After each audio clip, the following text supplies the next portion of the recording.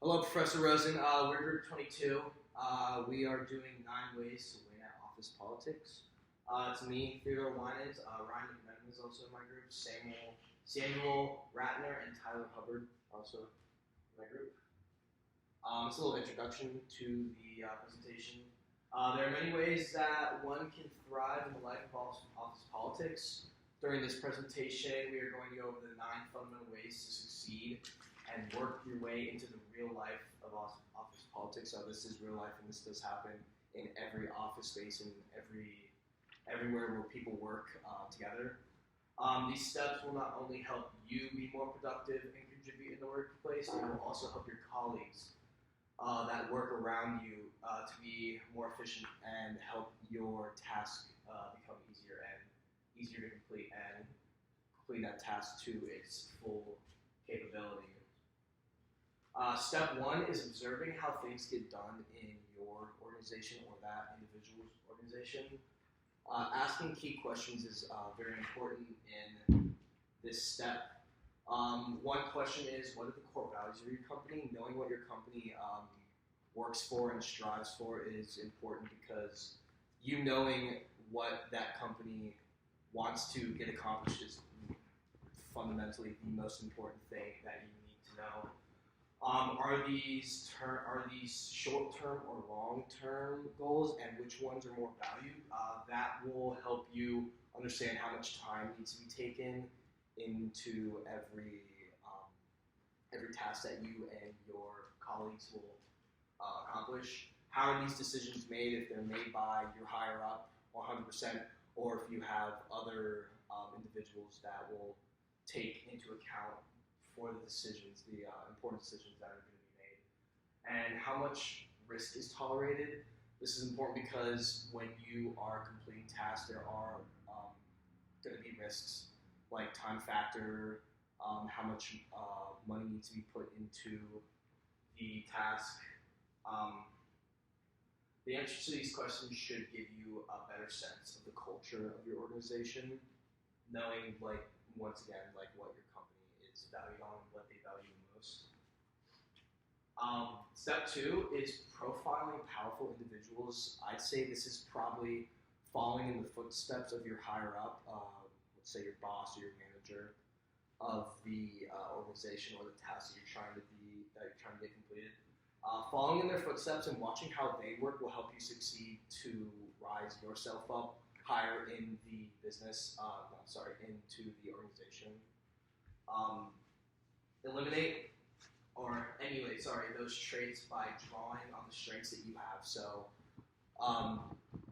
working on the strengths that you already have, and then trying to work on those and watching people that value the most to that company will help you as well. I have a example of this. It's not the most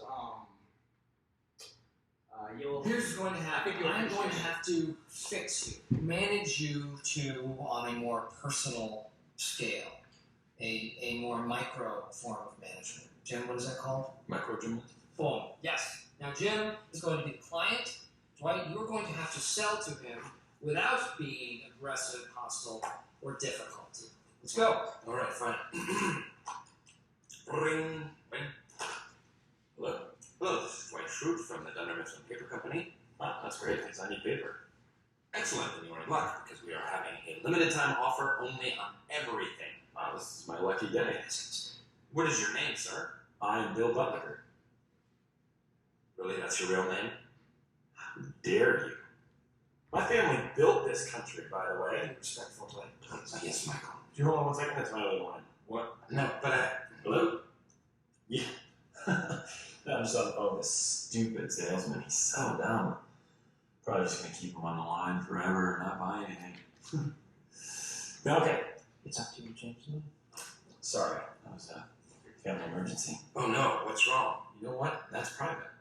Boundaries, Dwight. I'm sorry, Mr. Butler. As I was saying, we're having a limited, a little bit louder, hard of hearing. Sorry, Okay, as I was saying, right now we are having louder. Okay, our prices have never been lower. Sir, you have to talk loud. Never been lower. Louder, son! Butler, our prices have never been lower.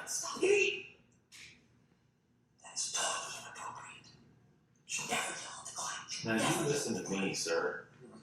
The 3 words I would describe you as is aggressive, hostile, and definitely difficult. Please, Mr. I'm Butler.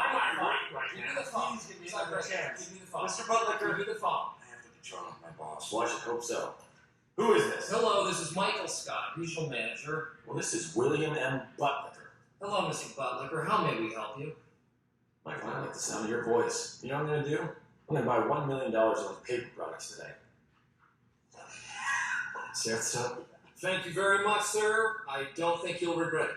You're the master. There is one condition, Michael. Yes. You have to fire the salesman that treated me so terribly. Don't do it, Michael.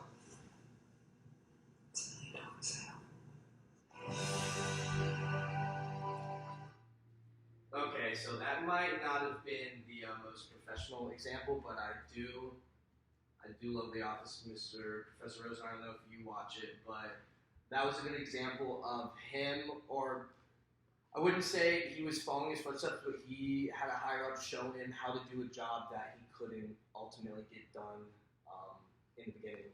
So Dwight was watching Mr. Scott. Dwight started the phone call and couldn't get the person who wanted to buy the paper to buy the paper. And then he watched Michael complete the transaction, and ultimately it was $1 million sale. So I feel like that was a pretty fun and good example of a higher up showing a person who is trying to get a job done how to do that. So I will let my other group members complete the presentation. I appreciate it. Okay, so I'm going to go over step 3 of the process with you guys, which is determining strategic initiatives in the company. And I'm sorry the lighting is a little bad. So step 3, basically you're just going to make sure your skills are up to date with the path the company is heading in. You don't want to be behind in learning the technology, especially if that's a crucial part of your job. And basically, the success of a company depends on the dedication and hard work of its employees. So be up to date on arriving to work on time, being successful in customer service experiences, as well as helping encourage your coworkers to work to the best of their ability. Next, we have over here step 4 of the process, which is developing a personal track record as someone who gets results. And being different is a major key in being noticed by your superiors or your executives. So being known as the employee who is always on point or getting things done on time is great for moving up in the ladder in a company hierarchy and getting a better position. And you get more respect from your superiors when you're going above and beyond what is expected of you and striving for results that will better the company.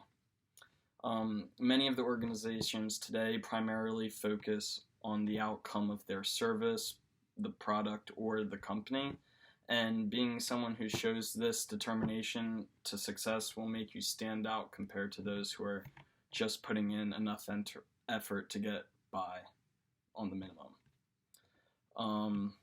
Next, we have step 5 of the process, which is don't be afraid to toot your own horn. One thing that holds many workers back from being at the top of their game is establishing themselves and putting yourself out there. It's always key to let others know what you have accomplished or completed, or else your work may never get noticed or seen to the best of its ability. And it's beneficial in getting feedback and criticism on your work. This will help you in the long run, making sure your work is up to par and satisfactory. And whenever you get the opportunity to show off your work, just do it. Don't be afraid. It will always benefit you in the long run. And my partner is going to take you guys on steps 6 and 7.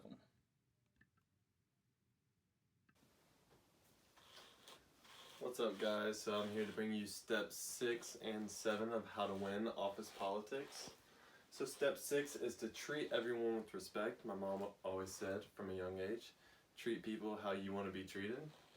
And my first bullet point I have for y'all is don't show preferential treatment. So don't show favoritism toward other people.